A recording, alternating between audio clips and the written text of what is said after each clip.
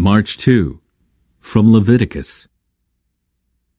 Suppose a foreigner or temporary resident becomes rich while living among you. If any of your fellow Israelites fall into poverty and are forced to sell themselves to such a foreigner or to a member of his family, they still retain the right to be bought back even after they have been purchased.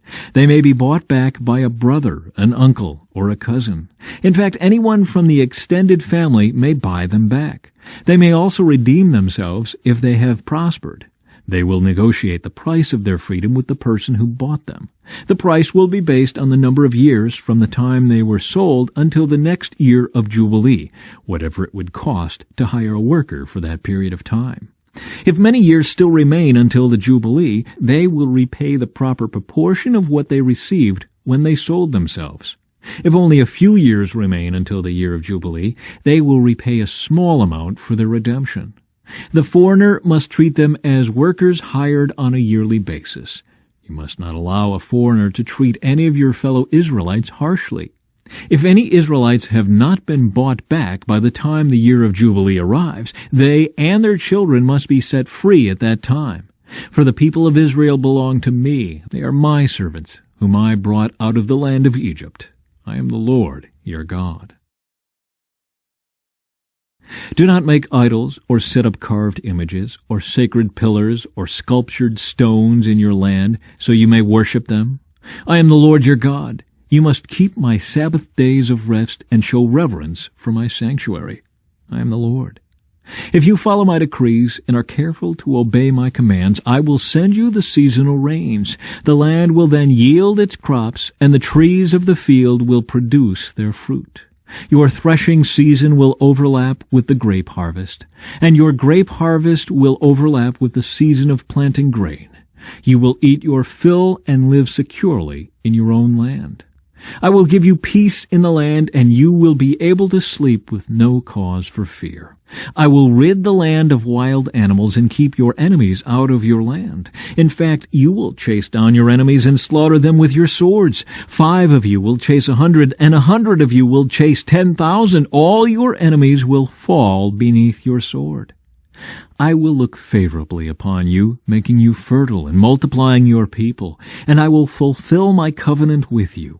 You will have such a surplus of crops that you will need to clear out the old grain to make room for the new harvest.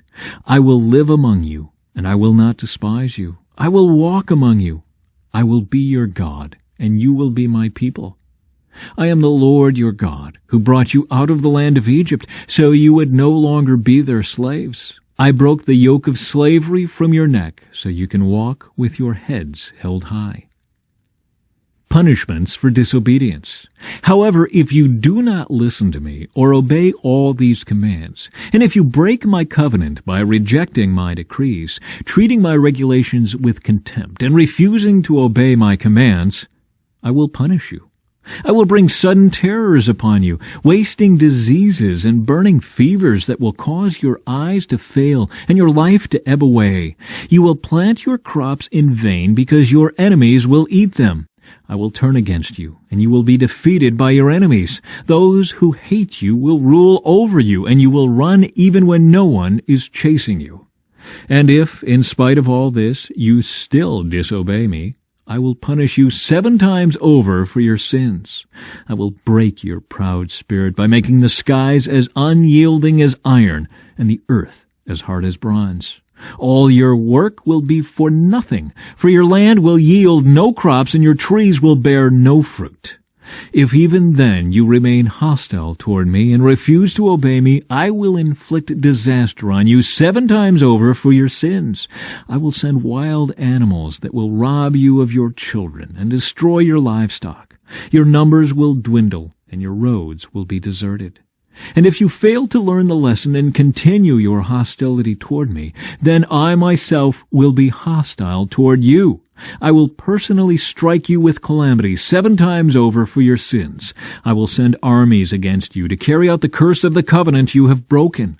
When you run to your towns for safety, I will send a plague to destroy you there, and you will be handed over to your enemies.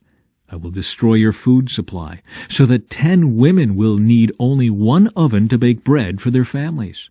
They will ration your food by weight, and though you have food to eat, you will not be satisfied. If in spite of all this you still refuse to listen and still remain hostile toward me, then I will give full vent to my hostility. I myself will punish you 7 times over for your sins. Then you will eat the flesh of your own sons and daughters. I will destroy your pagan shrines and knock down your places of worship. I will leave your lifeless corpses piled on top of your lifeless idols, and I will despise you.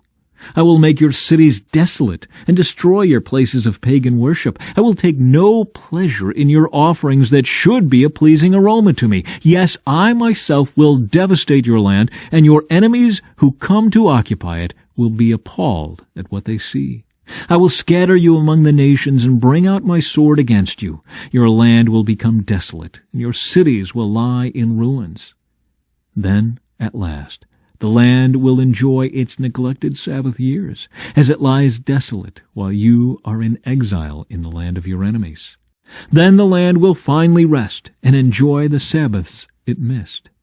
As long as the land lies in ruins, it will enjoy the rest you never allowed it to take every 7th year while you lived in it. And for those of you who survive, I will demoralize you in the land of your enemies. You will live in such fear that the sound of a leaf driven by the wind will send you fleeing. You will run as though fleeing from a sword, and you will fall even when no one pursues you. Though no one is chasing you, you will stumble over each other as though fleeing from a sword. You will have no power to stand up against your enemies. You will die among the foreign nations and be devoured in the land of your enemies. Those of you who survive will waste away in your enemies' lands because of their sins and the sins of their ancestors. But at last my people will confess their sins and the sins of their ancestors for betraying me and being hostile toward me. When I have turned their hostility back on them and brought them to the land of their enemies, then at last their stubborn hearts will be humbled, and they will pay for their sins. Then I will remember my covenant with Jacob, and my covenant with Isaac, and my covenant with Abraham, and I will remember the land. For the land must be abandoned to enjoy its years of Sabbath rest as it lies deserted. At last the people will pay for their sins, for they have continually rejected my regulations and despised my decrees. But despite all this, I will not utterly reject or despise them while they are in exile in the land of their enemies. I will not cancel my covenant with them by wiping them out, for I am the Lord their God. For their sakes I will remember my ancient covenant with their ancestors, whom I brought out of the land of Egypt, in the sight of all the nations, that I might be their God. I am the Lord. These are the decrees, regulations, and instructions that the Lord gave through Moses on Mount Sinai, as evidence of the relationship between himself and the Israelites. The Lord said to Moses, "Give the following instructions to the people of Israel. If anyone makes a special vow to dedicate someone to the Lord by paying the value of that person, here is the scale of values to be used. A man between the ages of 20 and 60 is valued at 50 shekels of silver, as measured by the sanctuary shekel. A woman of that age is valued at 30 shekels of silver. A boy between the ages of 5 and 20 is valued at 20 shekels of silver. A girl of that age is valued at 10 shekels of silver.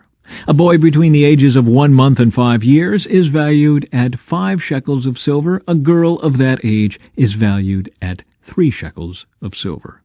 A man older than 60 is valued at 15 shekels of silver. A woman of that age is valued at 10 shekels of silver. If you desire to make such a vow but cannot afford to pay the required amount, take the person to the priest. He will determine the amount for you to pay based on what you can afford. If your vow involves giving an animal that is acceptable as an offering to the Lord, any gift to the Lord will be considered holy. You may not exchange or substitute it for another animal, neither a good animal for a bad one, nor a bad animal for a good one. But if you do exchange one animal for another, then both the original animal and its substitute will be considered holy. If your vow involves an unclean animal, one that is not acceptable as an offering to the Lord, then you must bring the animal to the priest. He will assess its value, and his assessment will be final, whether high or low. If you want to buy back the animal, you must pay the value set by the priest, plus 20%. From Mark. They were now on the way up to Jerusalem, and Jesus was walking ahead of them. The disciples were filled with awe, and the people following behind were overwhelmed with fear. Taking the 12 disciples aside, Jesus once more began to describe everything that was about to happen to him. "Listen," he said, "we are going up to Jerusalem, where the Son of Man will be betrayed to the leading priests and the teachers of religious law. They will sentence him to die and hand him over to the Romans. They will mock him, spit on him, flog him with a whip, and kill him. But after 3 days, he will rise again." Jesus teaches about serving others. Then James and John, the sons of Zebedee, came over and spoke to him. "Teacher," they said, "we want you to do us a favor." "What is your request?" he asked. They replied, "When you sit on your glorious throne, we want to sit in places of honor next to you, one on your right and the other on your left." But Jesus said to them, "You don't know what you are asking. Are you able to drink from the bitter cup of suffering I am about to drink? Are you able to be baptized with the baptism of suffering I must be baptized with?" "Oh, yes," they replied, "we are able." Then Jesus told them, "You will indeed drink from my bitter cup and be baptized with my baptism of suffering. But I have no right to say who will sit on my right or my left. God has prepared those places for the ones he has chosen." When the 10 other disciples heard what James and John had asked, they were indignant. So Jesus called them together and said, "You know that the rulers in this world lord it over their people, and officials flaunt their authority over those under them. But among you it will be different. Whoever wants to be a leader among you must be your servant. And whoever wants to be first among you must be the slave of everyone else. For even the Son of Man came not to be served, but to serve others, and to give his life as a ransom for many." Jesus heals blind Bartimaeus. Then they reached Jericho, and as Jesus and his disciples left town, a large crowd followed him. A blind beggar named Bartimaeus, son of Timaeus, was sitting beside the road. When Bartimaeus heard that Jesus of Nazareth was nearby, he began to shout, "Jesus, Son of David, have mercy on me!" "Be quiet," many of the people yelled at him. But he only shouted louder, "Son of David, have mercy on me!" When Jesus heard him, he stopped and said, "Tell him to come here." So they called the blind man. "Cheer up," they said. "Come on, he's calling you." Bartimaeus threw aside his coat, jumped up, and came to Jesus. "What do you want me to do for you?" Jesus asked. "My rabbi," the blind man said, "I want to see." And Jesus said to him, "Go, for your faith has healed you." Instantly the man could see, and he followed Jesus down the road. Psalm 45. Beautiful words stir my heart. I will recite a lovely poem about the King, for my tongue is like the pen of a skillful poet. You are the most handsome of all. Gracious words stream from your lips. God himself has blessed you forever. Put on your sword, O mighty warrior. You are so glorious, so majestic. In your majesty ride out to victory, defending truth, humility, and justice. Go forth to perform awe-inspiring deeds. Your arrows are sharp, piercing your enemies' hearts. The nations fall beneath your feet. Your throne, O God, endures forever and ever. You rule with a scepter of justice. You love justice and hate evil. Therefore God, your God, has anointed you, pouring out the oil of joy on you more than on anyone else. Myrrh, aloes, and cassia perfume your robes. In ivory palaces the music of strings entertains you. Kings' daughters are among your noble women. At your right side stands the queen, wearing jewelry of finest gold from Ophir. Listen to me, O royal daughter. Take to heart what I say. Forget your people and your family far away. For your royal husband delights in your beauty. Honor him, for he is your Lord. The princess of Tyre will shower you with gifts. The wealthy will beg your favor. The bride, a princess, looks glorious in her golden gown. In her beautiful robes she is led to the king, accompanied by her bridesmaids. What a joyful and enthusiastic procession as they enter the king's palace! Your sons will become kings like their father. You will make them rulers over many lands. I will bring honor to your name in every generation. Therefore the nations will praise you forever and ever. From Proverbs. The blessing of the Lord makes a person rich, and he adds no sorrow with it.